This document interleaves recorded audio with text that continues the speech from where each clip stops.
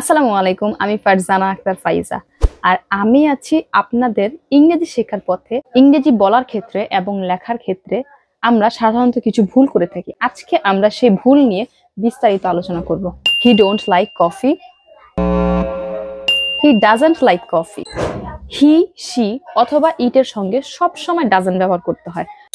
একটি গুরুত্বপূর্ণ টিপ, যখন হি, শি অথবা ইট ব্যবহার করবেন তখন সবসময় ডাজ নিয়ে ভাবুন, এবং সেন্টেন্সটা যদি নেগেটিভ হয় সেক্ষেত্রে ডাজেন্ট হবে।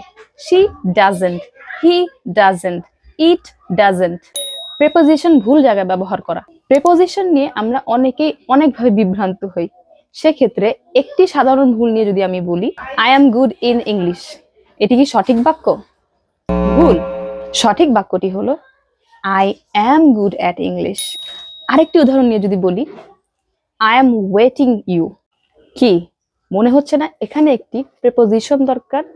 হ্যাঁ, সঠিক বাক্যটি হবে I am waiting for you. যদি প্রেপোজিশন নিয়ে কোনো সন্দেহ থাকে সেক্ষেত্রে সাধারণ বাক্য চর্চা করুন এবং ধরনগুলো লক্ষ্য করুন। ভুল নাম্বার 3, আর্টিকেলস বেশি ব্যবহার করা। She is a doctor of a university. Is it a correct sentence? এখানে দ্বিতীয় এ দরকার নেই। সঠিক বাক্য হবে She is a doctor of university. A and the এর মতো আর্টিকেলস প্রয়োজন অনুযায়ী ব্যবহার করুন। বিষয়টি নির্দিষ্ট না সাধারণ তা বুঝে ব্যবহার করুন। ভুল নম্বর 4, সিঙ্গুলার এবং প্লুরালের ব্যবহার গুলিয়ে ফেলা। এটি ঘটে যখন শিক্ষার্থীরা সিঙ্গুলার এবং প্লুরালের ব্যবহার মিশিয়ে ফেলে। She have a book. She have a book. Is it a correct sentence? No, it's not a correct sentence. She এর সঙ্গে has ব্যবহার করতে হয়, have নয়। আমরা জানি she হচ্ছে থার্ড পারসন সিঙ্গুলার নাম্বার, সেই ক্ষেত্রে she এর সঙ্গে সব সময় অবশ্যই has বসবে।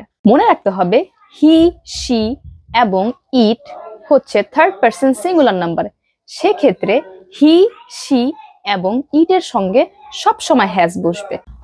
ভুল নাম্বার 5, ডাবল নেগেটিভস ব্যবহার করা। একটি সাধারণ উদাহরণ হলো I don't need no help.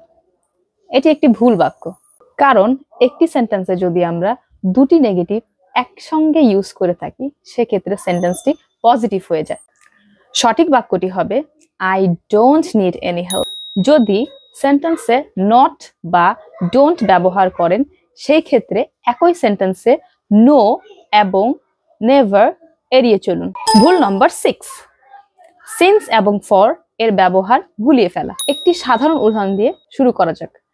I have been living here since 5 years. এটি একটি ভুল বাক্য, কারণ সিন্স নির্দিষ্ট সময় নির্দেশ করে এবং ফর সময়ের পরিমাণ নির্দেশ করে। সঠিক বাক্য হবে I have been living here for 5 years.